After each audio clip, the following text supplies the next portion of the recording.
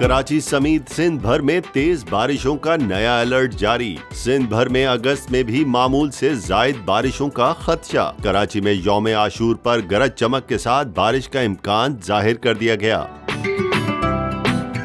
Monsoon का system 4 अगस्त बरोज जुमेरात से सिंध पर असरअंदाज होगा। कराची के कई मुकामात पर सड़कें बरसाती पानी में डूबने का खतरा। चीफ मेट्रोलॉजिस्ट सरदार सरफराज के मुताबिक शहर कायद में 6 से 9 अगस्त तक बादल खुलकर बरसेंगे।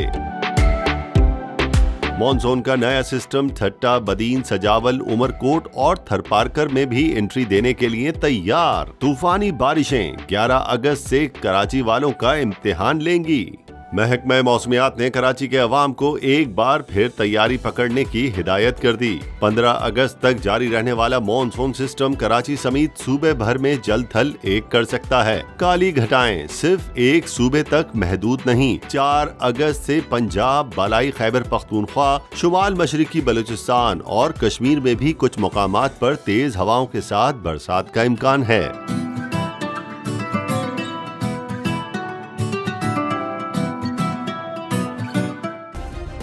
सब्सक्राइब करें और बेल दबाएं ताकि कोई खबर रह न जाए।